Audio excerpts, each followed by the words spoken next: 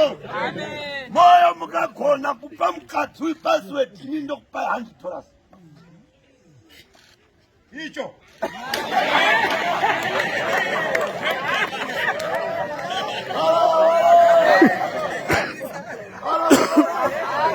Moyo mamona ga.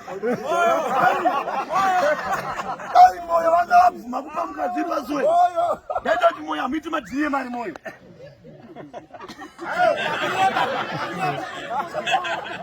Wozwa madhiri emari moyo ka ukaridza mukadzi uyu ka unosungwa.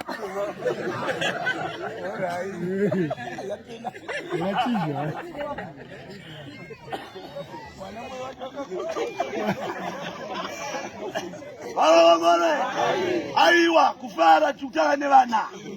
Chandiri kutaurira vana vanofana kuziva kuti imba hachiti nyore. Chakabva chete chakaonekwa chakagonekwa nehonye. Chakabva chiri ndechakaora.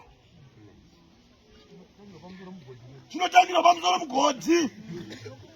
Chinhu chese chotangirwa pasi. Haleluya. Manzwa moyo. Chinotangirwa pamusoro pamugodhi. Unoona Esti akati akubva kumba kwangu. Achaziva kwaita akuenda kwaarorwa. Haatakure mota yangu. Haatakure magumbezi angu. Haatakure mbedha wangu. Nesipo yangu haatakure. Kabanga nitauro rangu randikamutengera kundageza haatakure.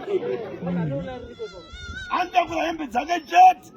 Zvimwe zvisanyora zviri kupi? Mukadzi kwaya anororwa haatakure tauro rogeza mumba kwari kuenda. Unosvika wakashainirwa. Enda usina. Asi usinganhuro mukana. Varova vana vari pano ndinofunga vapfuva dzidzo zvimwe chete. Chakanaka chinoda kuyemurwa ichi. Zvigokopwa zvigoitwawo newe. Ezvi ndanga ndichiona kamwana kasaEstiya. Mwoyo wangu wakadokera Estiya akaitwa izvi. Dai mwana wangu Estiya baba wangu ati kaenda.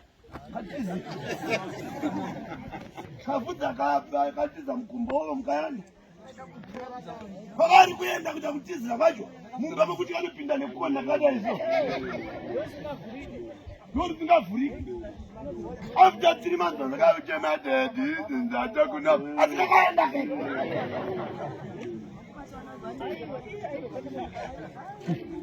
Baba. Iwewe moyo. Uri wega waidya masoseji nenyama kwadzoko. Mukadzi auya wakutenga machanzi. Nesusu nemaguru. Iwo mukadzi munowana hadyi susu indore. Mukadzi muchikwa akanaka somwe mumutengera ndore.